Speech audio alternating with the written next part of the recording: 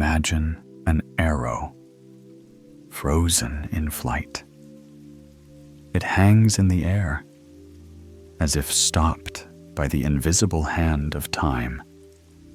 And in this moment, in a single, indivisible moment, it does not move.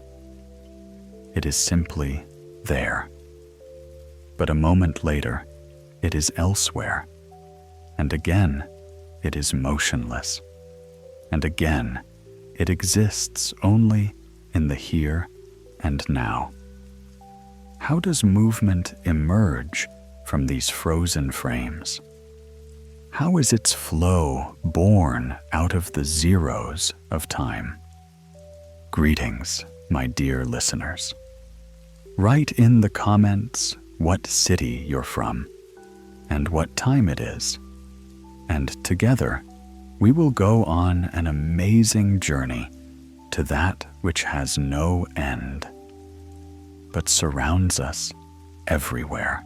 25 centuries ago, when the Mediterranean Sea still bore the imprints of Phoenician galleys, and the first philosophical disputes were just beginning to resound in the Greek polis, there lived a man named Zeno.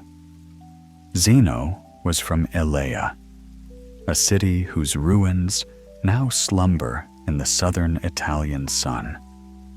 He was a disciple of Parmenides, the same thinker who first dared to say that everything we see, hear, and touch is just an illusion. That true existence is one, motionless and eternal. But how do you prove such an incredible idea?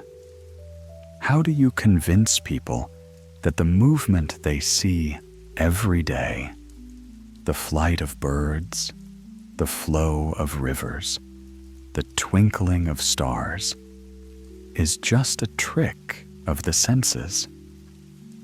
Zeno found a way. He created riddles that sounded simple, but exploded the familiar world from within. These riddles were called aporias, a word that means hopelessness, predicament. And the most famous of them still bears the names of a hero of the Trojan War and a leisurely reptile. Achilles, quick-footed, golden-haired, the same one whose anger Homer praised, decided to compete in a race with a tortoise. He was, of course, confident of victory.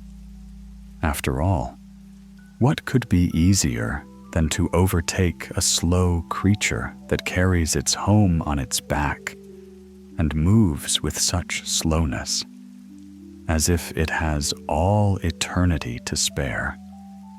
But Zeno gave the turtle a small head start, say 100 steps ahead. And then the fun began. To catch up with the turtle, Achilles must first run to the place where the turtle was at the beginning of the race. But while he is traveling the 100 steps, the turtle is not standing still. It is crawling even further away, even if only 10 steps, but still further. Now Achilles has to cover those 10 steps. But while he is overcoming them, the tortoise moves forward again, one step further, and so on, without end. It turns out that no matter how much Achilles runs, he will always approach the tortoise, but he will never catch up with it. There will always be some distance between them, albeit smaller and smaller, but still greater than zero. The tortoise will always remain ahead, even if this ahead is only the thickness of a hair or a speck of dust. But that's absurd. Each of us knows that a fast runner can easily overtake a slow turtle. We see it with our own eyes when a car overtakes a pedestrian, when a bird overtakes a cloud, when our shadow at sunset runs faster than ourselves. So somewhere in Zeno's reasoning lies a mistake. But where? For centuries, people have puzzled over this riddle. Aristotle tried to solve it by talking about the difference between potential and actual infinity. Medieval scholastics argued about the nature of time and space. But the real answer came only in the 17th century, when Newton and Leibniz, almost simultaneously, independently of each other, created mathematical analysis, the science of infinitesimal quantities. It turned out that Zeno was right about one thing and wrong about another. He was right when he said that the path from Achilles to the tortoise can be divided into an infinite number of segments. Indeed, first 100 steps, then 10, then 1, then 1, then 1/10, then 100th, and so without end. But he was mistaken in thinking that an infinite sum always gives an infinite result. Imagine you're cutting a cake. First, you cut off half of it. Then you cut half of the rest of it again. Then you cut another half from what's left, and so on. So you cut off 1/2, plus 1/4, plus 1/8, plus 1/16, and so on. But the whole cake can't be bigger than itself. So this infinite sum is equal to 1. That is, the whole cake. It is exactly the same with Achilles. All the infinite lengths he has to run add up to a finite distance. And all those infinite moments that he needs to do so add up to a finite time. The turtle will be caught. The meeting will take place. And it will happen at a very definite moment, in a very definite place. But why then did Zeno not see this solution? The point is that there is a subtle, almost imperceptible trick in his reasoning. He describes a process that never includes the moment of encounter. Every step of his algorithm is about getting closer to the goal, but not reaching it. It's as if he says, "Here's what happens before the meeting." But he never says, "And here's what happens during the meeting." He excludes from consideration the very point where the paradox should be resolved. It is as if we were describing a sunset, listing all the colors the sky takes on as the sun sinks towards the horizon: gold, orange, red, purple, but never mentioning the moment when the luminary finally disappears behind the line of the earth. We would remain in perpetual twilight, in the endless approach to the night that never comes. Zeno came up with other aporias. There was a dichotomy the reasoning that movement cannot begin at all, because to pass any path, one must first pass half of it. And to pass half of it, one must pass a quarter. And to pass a quarter, 1/8, and so on to infinity. It turns out that even to make the first step, it is necessary to perform an infinite number of actions. And this is impossible in a finite time. There was an aporia about an arrow, which at every moment of time is motionless, and therefore is motionless always. There was a riddle about a stadium where several rows of runners move towards each other, and it turns out that half of time is equal to the whole time. All these paradoxes were united by one common idea. When we try to mentally decompose motion into its components, we encounter infinity. And infinity is something that the human mind cannot grasp. But what is infinity? It's not just a very large number. It's not 1,000,000. It's not 1,000,000,000. It's not 1,000,000,000,000. It is something completely different, something that is bigger than any number you can name. If you say 1,000,000, I will say, what about 1,000,000 plus 1? If you say 1,000,000,000,000,000,000,000,000, I'll ask, what if you add one more to that? Infinity is something to which you can add anything, even another infinity, and it will remain the same. The ancient Greeks were afraid of infinity. They called it apeiron, limitless, formless, chaotic.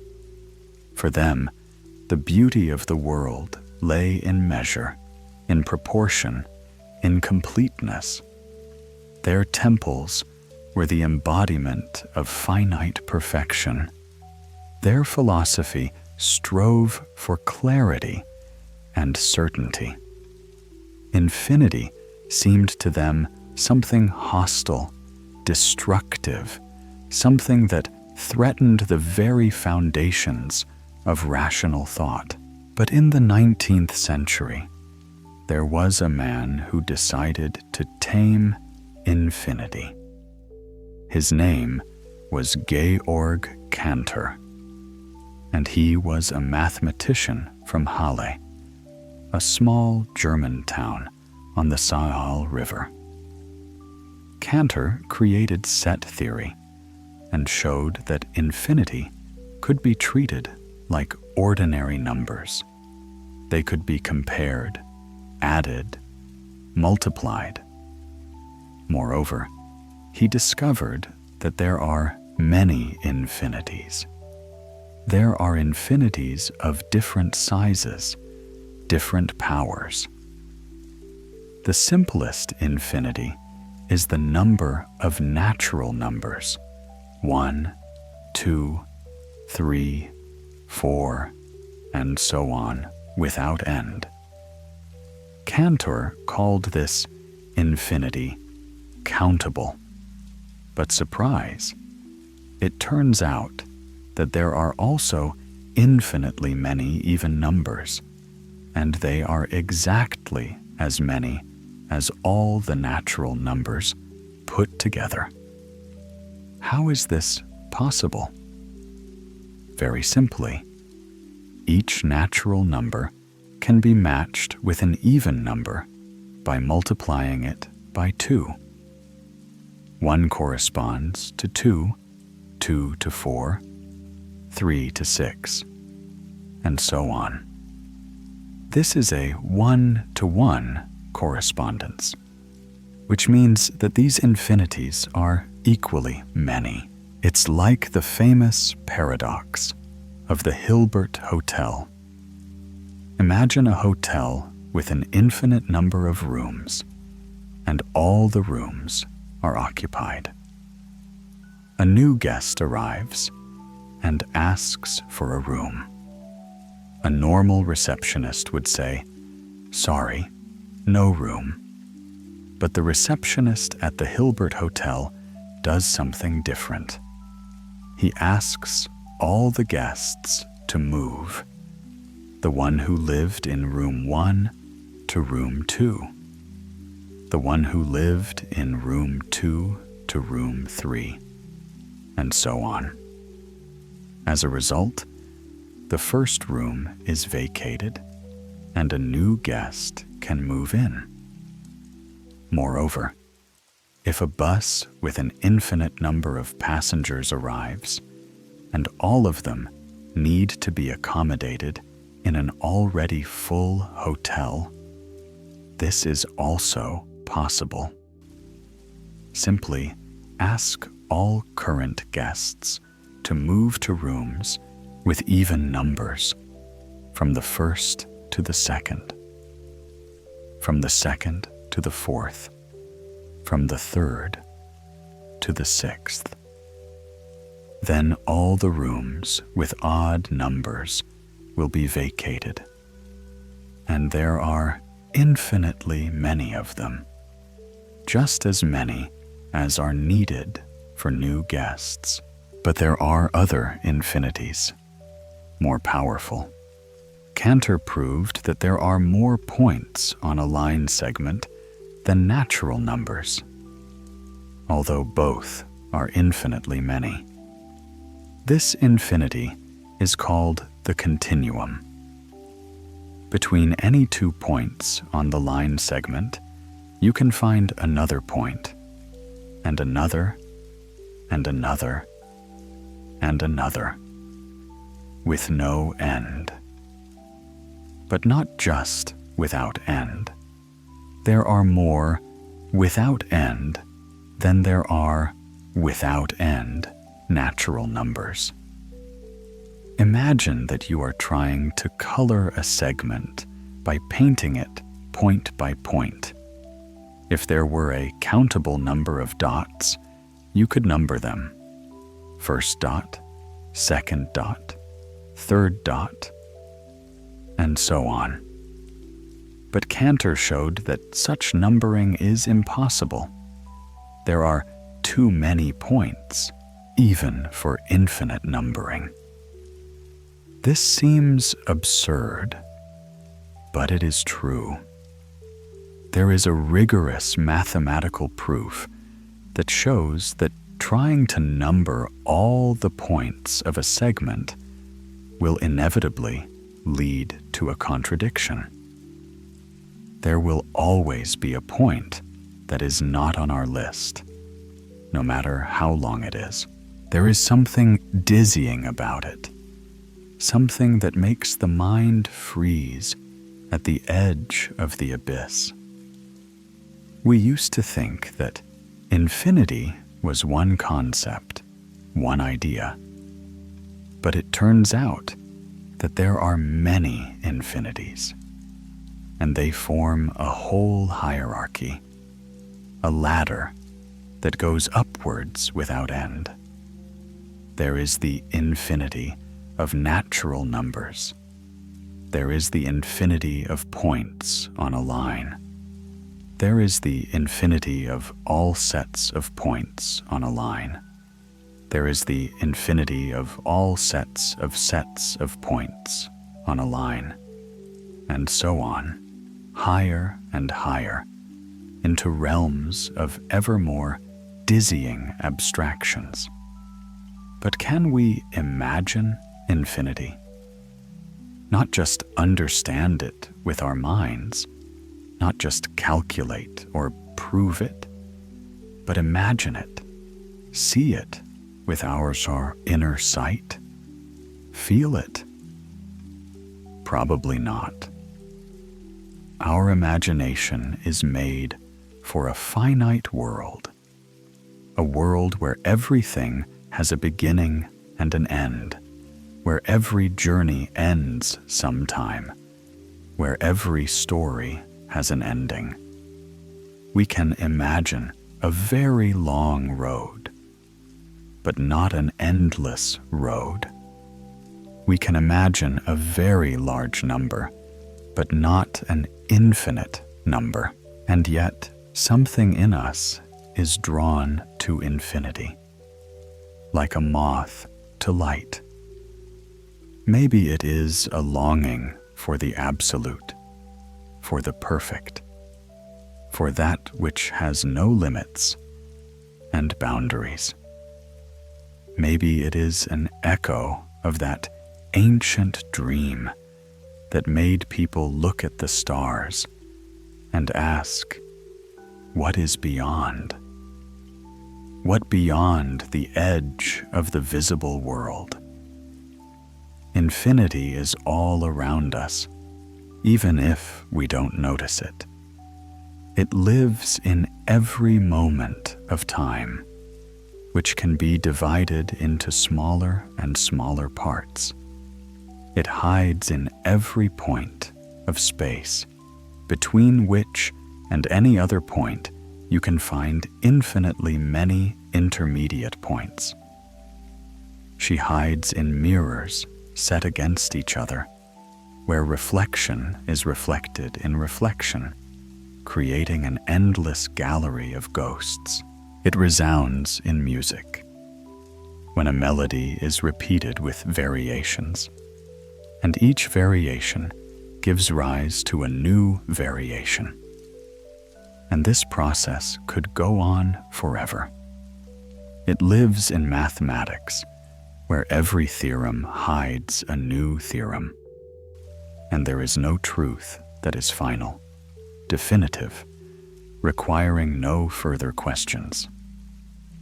But what of our ancient friends Achilles and the tortoise? We said that mathematical analysis has solved the paradox by showing that an infinite sum can be finite. But is this really a complete solution? Or have we simply replaced one riddle with another? Mathematics, however perfect, remains an abstraction. It tells us what should happen in an ideal world of pure forms and perfect relations.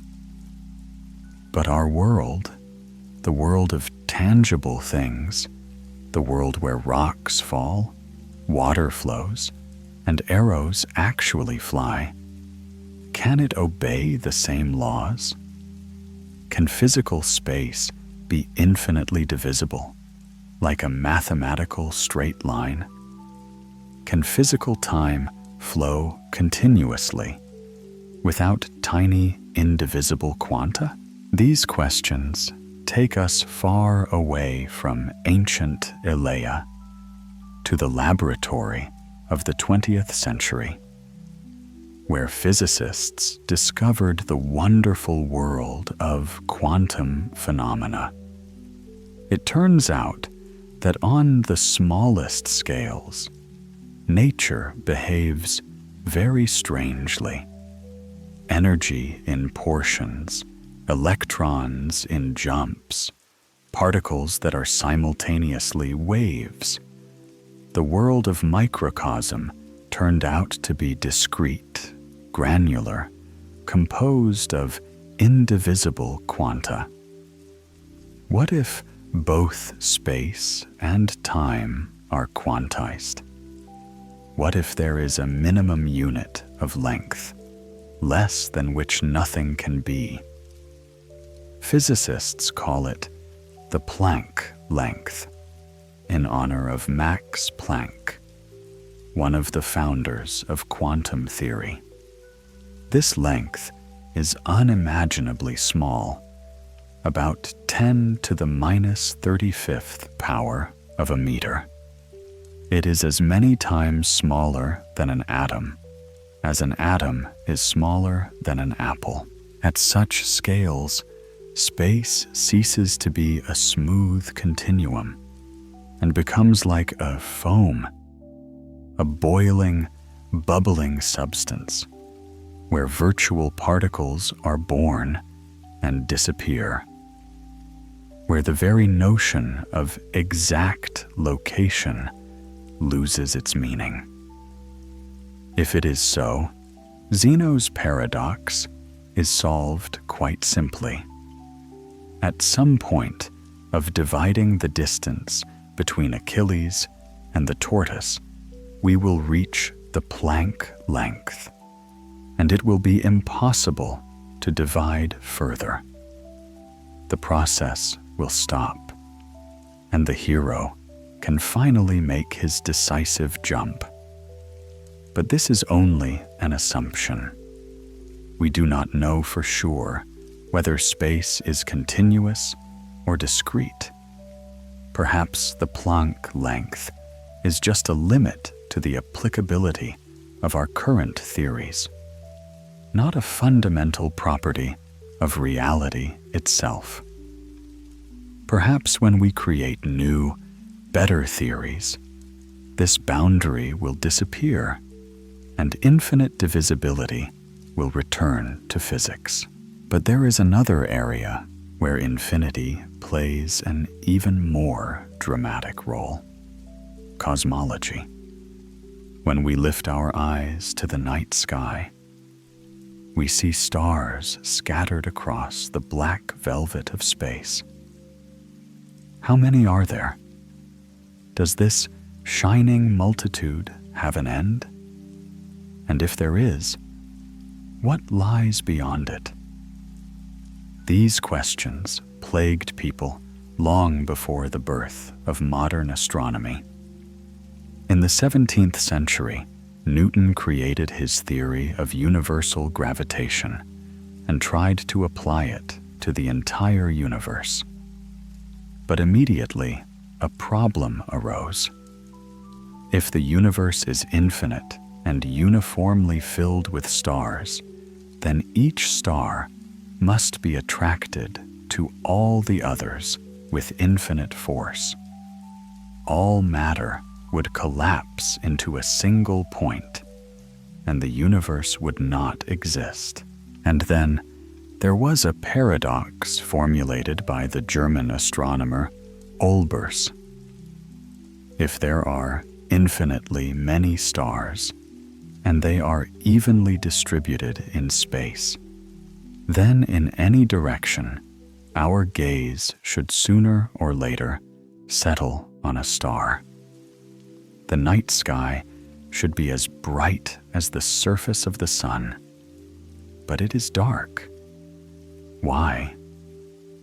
These paradoxes showed that the idea of an infinite, unchanging universe was incompatible with the laws of physics. Something else was needed. And this something else came at the beginning of the 20th century with Einstein's theory of relativity. Einstein showed that space and time are not a fixed stage on which a cosmic drama is played out, but the participants in this drama. Space can be curved by matter, time can be slowed down or accelerated, and space-time as a whole can expand or contract. Russian mathematician Alexander Friedman, working in revolutionary Petrograd, applied Einstein's equations to the entire universe and obtained a surprising result. The universe cannot be static. It must either be expanding or contracting. This seemed so incredible that even Einstein himself did not believe it at first, and looked for errors in Friedman's calculations. But soon the American astronomer Hubble, observing distant galaxies, discovered that they are indeed moving away from us. And the further away a galaxy is, the faster it's moving away. This was a direct confirmation of Friedman's predictions. The universe is expanding, like a balloon being inflated, and we live on its surface. But if the universe is expanding now, then it must have been smaller in the past. And even before that, it was even smaller. If we trace this process back in time, we come to the moment when the universal universe was compressed into a single point, a point of infinite density and infinite temperature. This moment has been called the Big Bang, although that's not an accurate name. It was not an explosion in space, but an explosion of space itself. Once again, infinity stands before us, but this time not as an abstract mathematical idea, but as a physical reality. At the initial moment of time, the density and temperature of the universe were infinite. But what does that mean? How can a physical quantity be infinite? Most physicists believe that this is a sign that our theory is imperfect. Infinite quantities in physics usually signal that we have reached the limits of our knowledge. Perhaps, at the moment, we call the beginning of time. There were laws at work that we do not yet know. Perhaps quantum effects, which we do not yet know how to properly account for in cosmology, prevented a true singularity. But there is another possibility. Some modern theories suggest that our universe is just one of many universes that are constantly being born and evolving within a larger reality. This process could be infinite into the future, as well as into the past. Then the problem of the initial moment disappears. Time simply has no beginning. Just as an infinite straight line has no beginning. This picture is called chaotic inflation.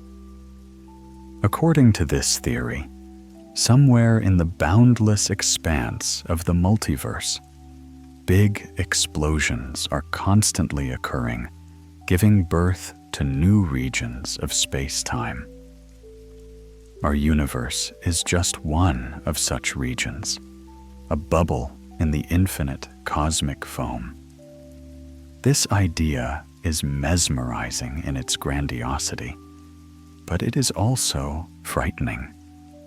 If there are infinitely many universes, then somewhere among them, there is a universe exactly like ours. What's more, there must be infinitely many such universes. Somewhere out there, in the inconceivable distances of the multiverse, there is your exact double, who reads exactly the same text, experiencing exactly the same thoughts and feelings. But that's not all. If there are really infinitely many universes, then among them, there must be some where you made a different choice at some key moment of your life. Somewhere, you became a musician instead of a scientist. Somewhere, you stayed in your hometown instead of moving. Somewhere you said yes instead of no. All possible variants of your life are realized somewhere in the infinite expanses of the multiverse. This may seem comforting because it means that no opportunity is lost forever. but it can also make us dizzy with the realization of our own insignificance. If everything that can happen happens somewhere, what is so special about our particular version of reality? However, the multiverse has one problem. It cannot be observed. By its very definition, other universes are beyond our light cone, and no information can come to us from there. We will never be able to see our doppelgangers. We will never be able to check whether alternative versions of history are really realized somewhere. This raises a serious question about the scientific status of the multiverse theory. Science has always relied on observation and experimentation. Is a theory that cannot be tested in principle still science, or is it already metaphysics? Some scientists believe that cosmology risks becoming a mathematized metaphysics, beautiful but detached from reality. There is one more oddity in our ideas about the infinite universe. According to modern theories, the walls of domains, the boundaries between different universes, have dimensions of the order of 10 to the 10th power of 7 centimeters. This number is so large that it's hard to even write it down using conventional methods. By comparison, the observed part of our universe is only about 10 to the 28th power of a centimeter.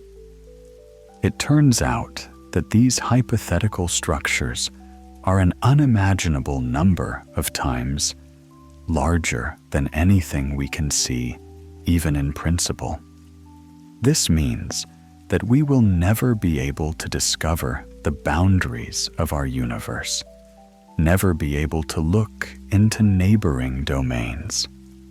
The theory predicts the existence of objects that will forever remain inaccessible to observation.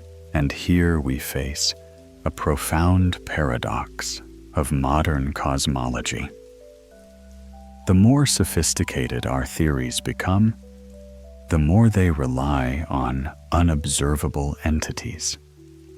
Dark matter, dark energy, extra dimensions, parallel universes, all these remain hypothetical, despite the mathematical beauty of the theories that predict them. Could it be that this is the inevitable cost of trying to understand infinity?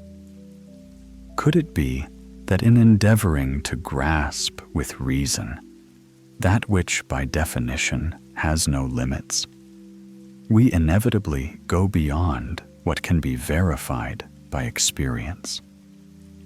The ancient Greeks intuitively felt the danger of infinity and tried to avoid it in their theories.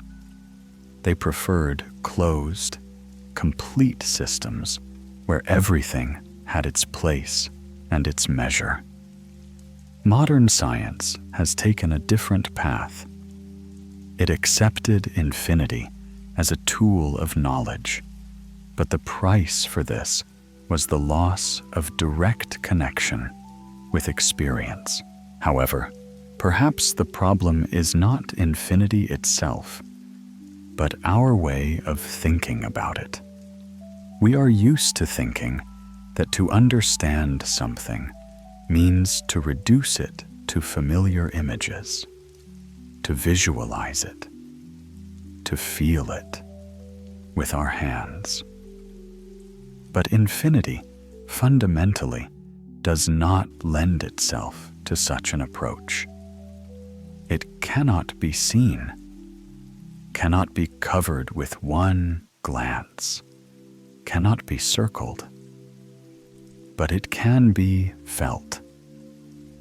When we stand on the seashore and look at the horizon, where the sky merges with the water, we feel the breath of infinity. When we lie on the grass on a warm summer night and look up at the stars, we feel part of something infinite. When we go into deep meditation and feel the boundaries of ourself dissolve, we touch something that has no shape or size.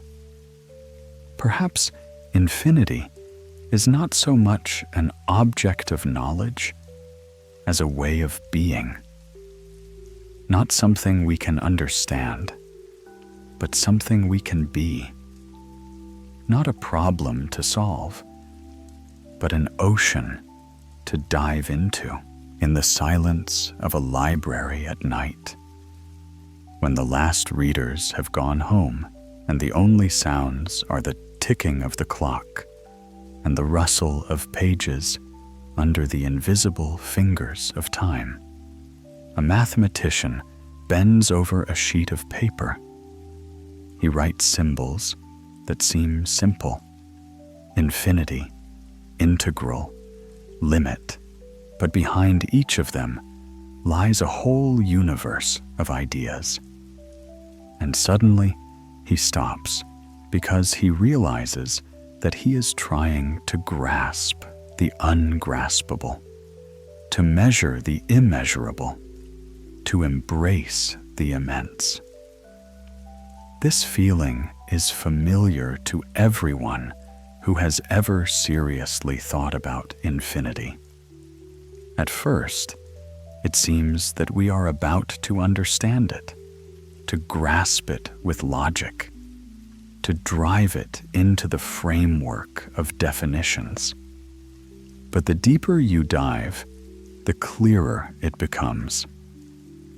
Infinity is not just a very large number or a very far distance.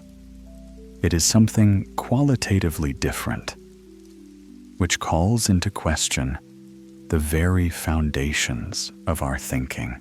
Take, for example, a seemingly simple problem. How many points are there on a segment 1 centimeter long? Cantor proved that there are uncountably many, more than natural numbers, more than can be numbered, more than can even be imagined in the most daring fantasies. But every point has 0 length. How can zeros add up to 1? How can something emerge from nothing? This riddle concerns about the very nature of the continuum, that continuous fluid world in which we seem to live. When we walk along a road, it seems to us that we are moving smoothly, without jumps. When we pour water into a glass, it seems to us that the level rises continuously. But what if this is an illusion? What if reality is made up of separate, discrete quanta, and continuity is just a consequence of their unimaginable smallness? In quantum physics, energy is indeed transferred in portions, quanta. An electron cannot have arbitrary energy. It can only be at certain energy levels, jumping between them instantaneously without intermediate states. Perhaps space and time are also quantized, divided into the smallest indivisible units, as frames in a film create an illusion of continuous motion. Planck time, 10 to the minus 43rd power of a second, can be the smallest interval, less than which the concept of time loses its meaning. The Planck length, 10 to the minus 35th degree of meters, may be the smallest distance, less than which one cannot speak of space. At such scales, space-time itself turns into a bubbling quantum foam, where virtual particles are constantly born and disappear, where cause and effect change places, where ordinary logic ceases to work. If it is so, Zeno's paradoxes are solved by themselves. Achilles cannot divide the distance to the tortoise indefinitely. At some point, he will reach the plank length, and further division will become impossible. He will take the last step as a whole, not piecemeal, and catch up with his sluggish rival. But even if space and time are discrete, this does not invalidate mathematical infinity. Mathematics exists in the world of pure ideas, where the limitations of physical reality do not apply. In this world, one can divide a segment as many times as one likes. One can build sets of any power. One can operate with actual infinities, as with ordinary numbers. And here a surprising paradox arises.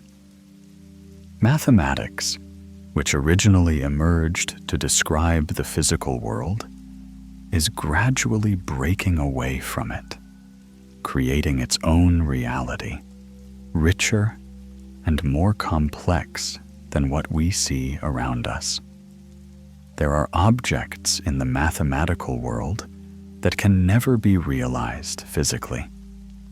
There are infinity theorems of such monstrous power that the entire observable universe seems like a grain of sand in comparison. Cantor discovered that behind every infinity there is an even greater infinity. The set of all subsets of a given set always has greater power than the original set. This means that the hierarchy of infinities has no upper bound. It is itself infinite. There are infinitely many different infinities, and between them there are gulfs that cannot be crossed. This ladder of infinities, discovered by Cantor, rises to such dizzying heights of abstraction that even mathematicians feel uncomfortable. Most of these infinities will never be needed in physics, engineering, or everyday life. They exist in some Platonic world of pure forms, inaccessible to direct experience. But maybe that is their true value. Maybe we need infinity, not as a tool for solving practical problems, but as a window to the absolute, as a way to touch that which surpasses all boundaries and limitations. In many spiritual traditions, infinity is associated with the divine, with the absolute, with what Hindus call Brahman and Sufis call al-Haq. By meditating on infinity, one can transcend one's limited self and feel part of something infinite. In this state, the distinction between subject and object, between the knower and the known, between the finite and the infinite, disappears. Perhaps that is why the ancient Greeks were so afraid of infinity. They intuitively felt that encountering it could destroy the familiar world of forms and boundaries, the ordered cosmos they valued so much. Infinity brings with it dissolution, fusion, loss of individuality, what mystics call fana or moksha. But there is another way of treating infinity, not as a threat, but as a liberation. If the universe is truly infinite, if all possible variants of events are realized in it, it means that nothing is lost forever. Every unspoken speech is being spoken somewhere. Every unwritten book is being written somewhere. Every unrealized dream is coming true somewhere. In such a world, death ceases to be the absolute end. Yes, our particular version of consciousness attached to this particular body in this particular universe will someday cease to exist. But somewhere in the infinite expanse of the multiverse, there may exist our doubles who have lived another life, made another choice, escaped our fate. However, there is a downside to this. If all possibilities are realized, then not only the good ones are realized, but also the bad ones. Somewhere there are versions of ourselves that have done things we don't even want to think about. Somewhere, tragedies more horrific than any we can imagine are unfolding. Infinity makes no distinction between good and evil. It contains everything. This thought can lead to a strange ethical relativism. If everything possible happens somewhere anyway, does it really matter how we act in the here and now? If our noblest acts are somewhere offset by our meanest ones, and our worst sins are somewhere atoned for by the holiness of our doppelgangers, then does moral responsibility remain? Most philosophers tend to answer this question positively. Even if there are infinitely many versions of ourselves, this does not invalidate the significance of the one life we live here and now. We cannot be held responsible for the actions of our hypothetical doppelgangers, but we can and should be held responsible for our own decisions.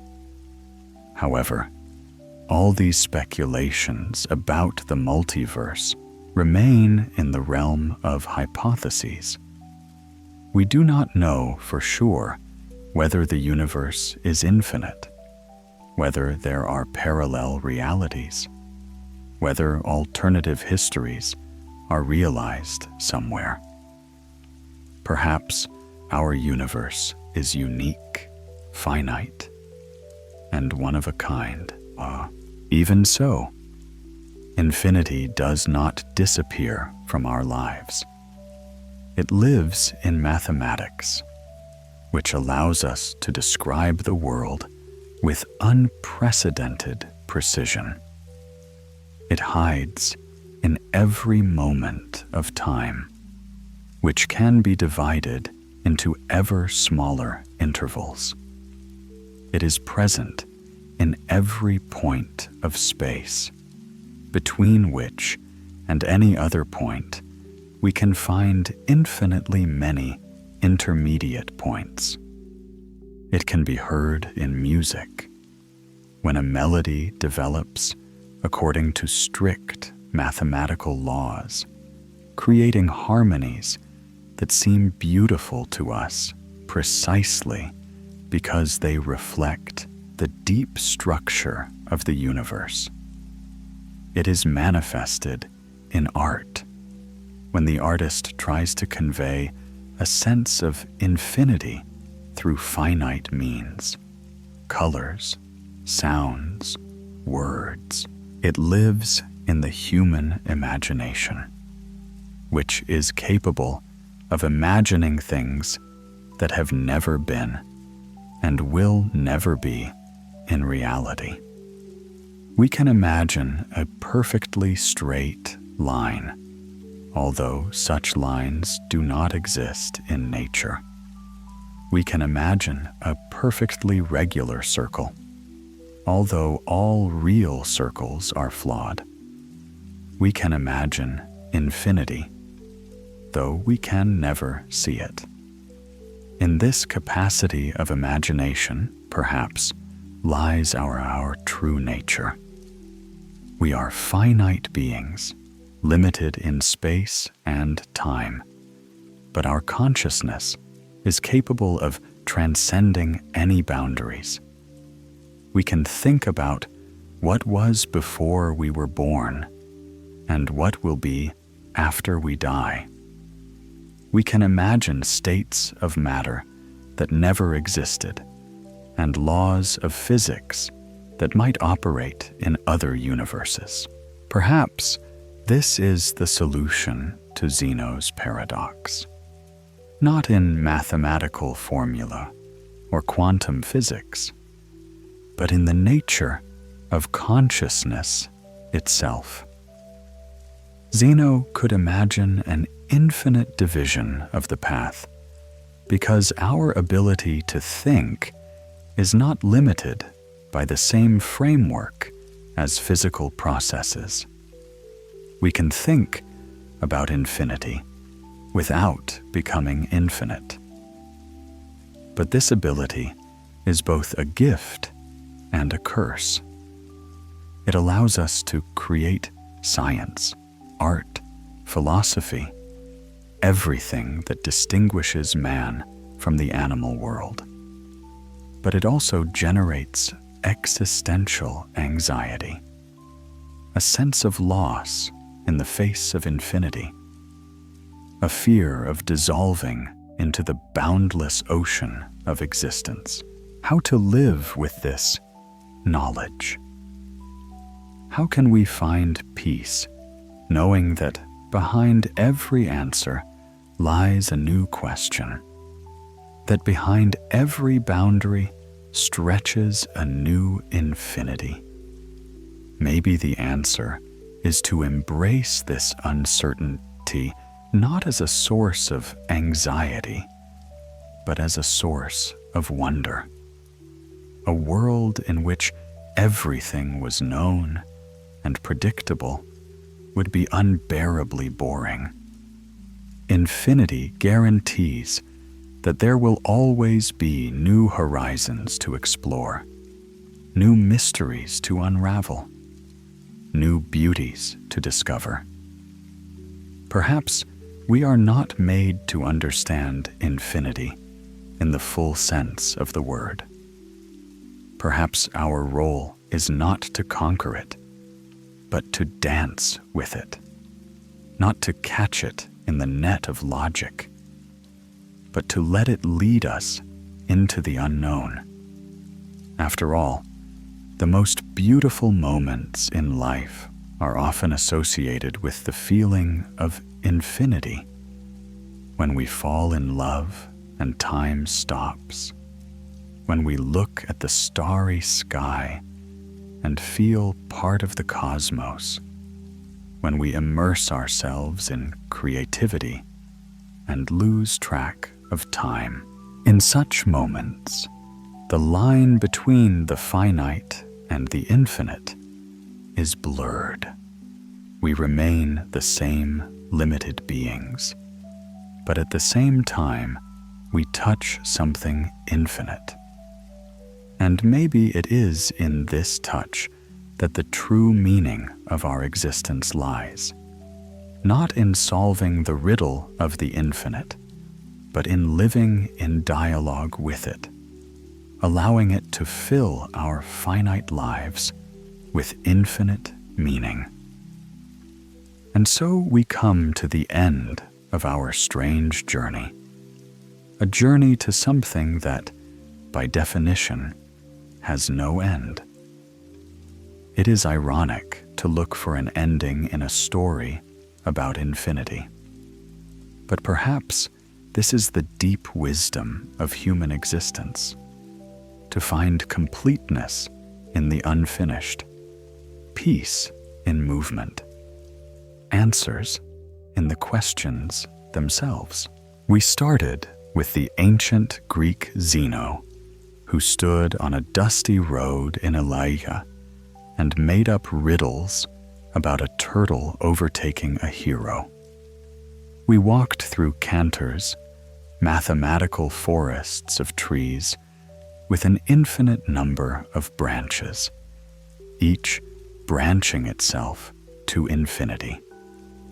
We peered into the telescopes of modern cosmologists who see universes emerging in the ocean of the multiverse like bubbles in a champagne glass. And what did we discover in the end? That infinity is neither a place to visit nor a thing to touch. It is rather a state of mind, a way of perception, a window into that dimension of reality that always remains beyond the horizon of our understanding. Think back to your childhood, when you first seriously thought about the fact that numbers never end. You can add 1 to any number, and you get a bigger number. And you can add 1 to that number too, and so on, without end. Do you remember the vertigo you felt when you thought of that?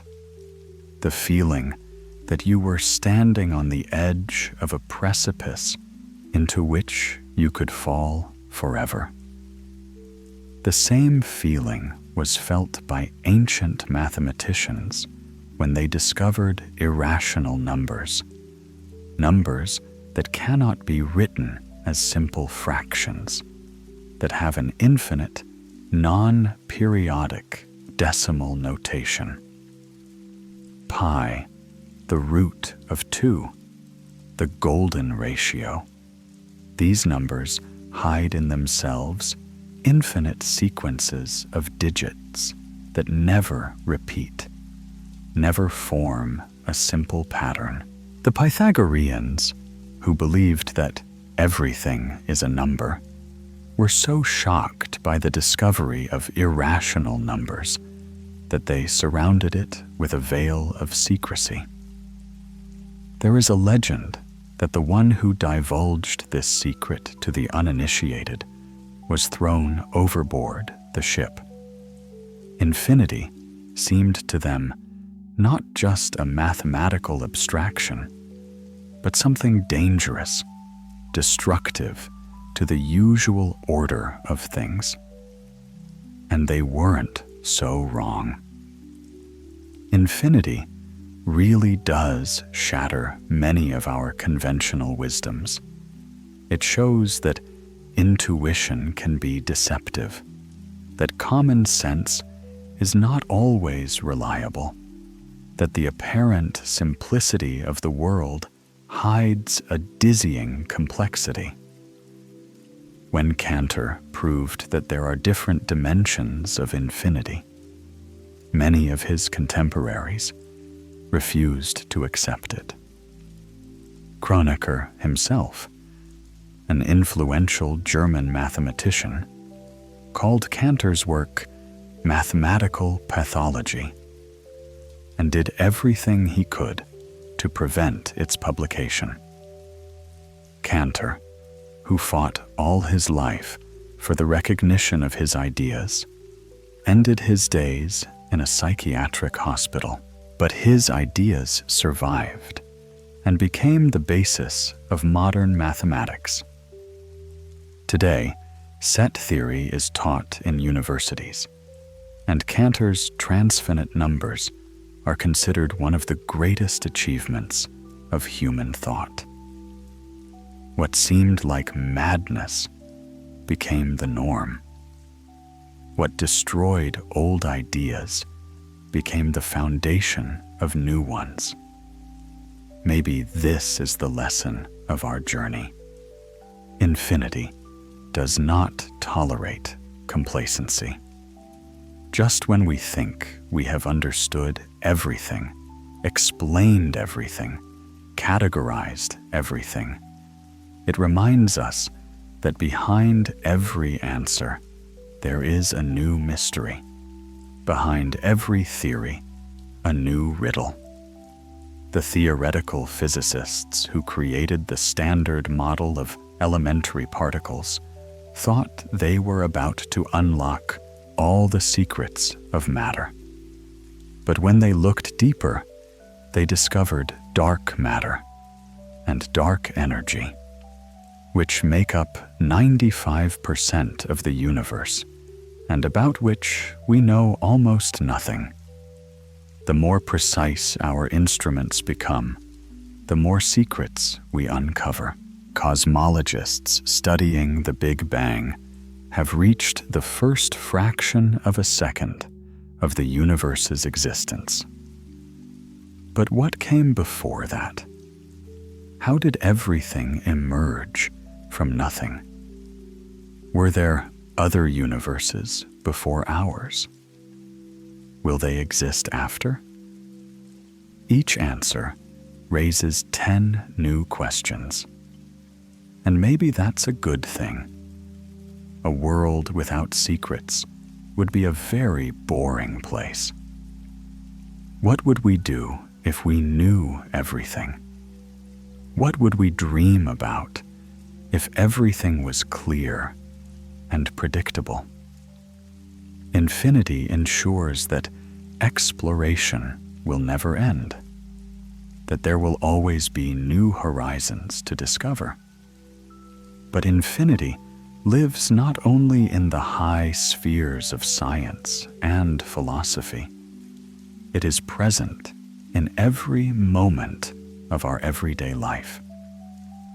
When we look into the eyes of a loved one and see there a reflection of the whole universe, when we listen to music and feel the melody take us to places that are not on the map, when we read a book and suddenly realize that the author is speaking to us across years and distances, each person is an infinity. In each of us are hidden unlived lives, unspoken words, unfulfilled dreams. We can live only one life, but we can imagine ourselves as anyone. We can mentally go anywhere. We can feel things we have never really experienced.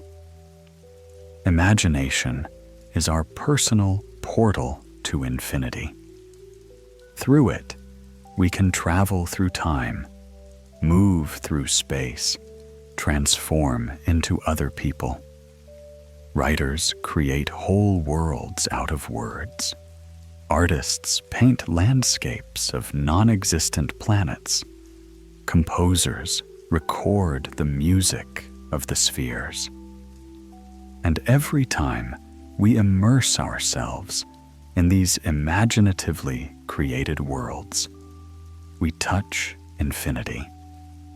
We realize that reality is not only what we see around us, but all that could be, all that we could create, all that we could dream of. Perhaps this is why humans have always told each other stories. From cave paintings to Hollywood films, from ancient myths to modern novels, we are constantly creating alternate realities, parallel universes, possible worlds. We can't live infinitely long lives, but we can live infinitely many lives in our imagination. Children understand this intuitively. They easily transform themselves into princesses and dragons, into astronauts and pirates, into wizards and dinosaurs. For them, the boundary between the real and imaginary is blurred. And this is not a disadvantage, but an advantage. They live in a world of endless possibilities. As we grow up, we often lose this ability. We learn to distinguish between real and fictional, serious and frivolous, practical and useless. But in doing so, we risk cutting ourselves off from the source of wonder that has always been there. Maybe wisdom lies in retaining the childlike ability to wonder without losing the adult ability to understand, to learn to live simultaneously in the world of facts and possibilities, in the realm of logic, and in the empire of dreams. Infinity teaches us humility. It reminds us that we are tiny sparks of consciousness in a vast, perhaps infinite universe. Our lives last less than an instant by cosmic standards. Our bodies occupy a tiny fraction of space.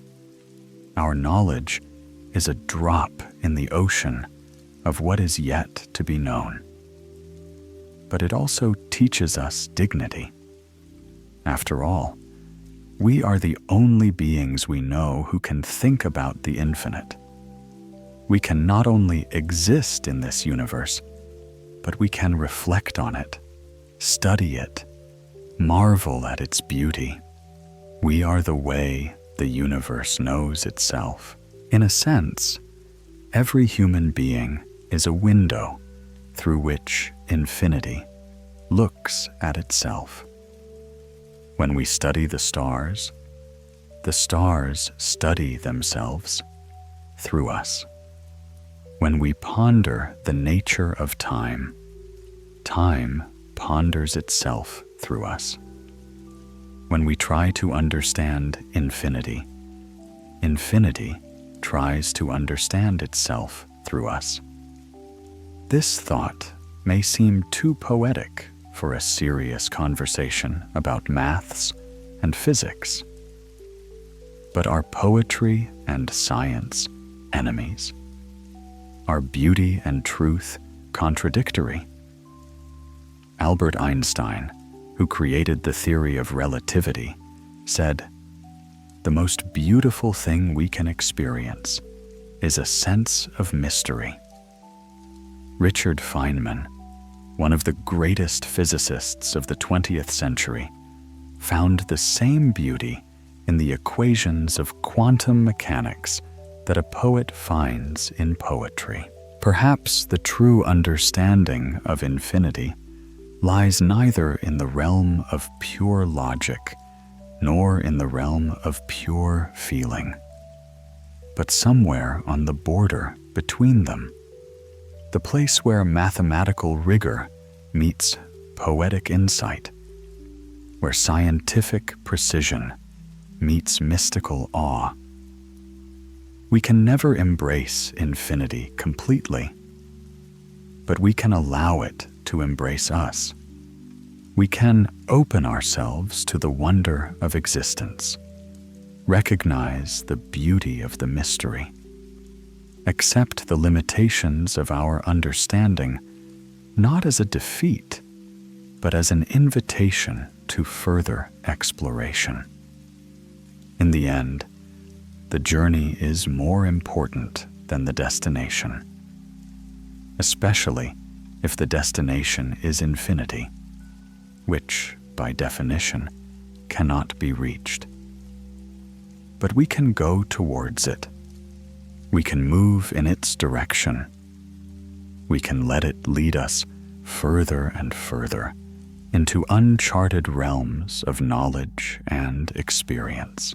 And when the night wraps you in its dark blanket of endless stars, remember, each of these stars is a sun, perhaps with its own planets, its own stories, its own mysteries.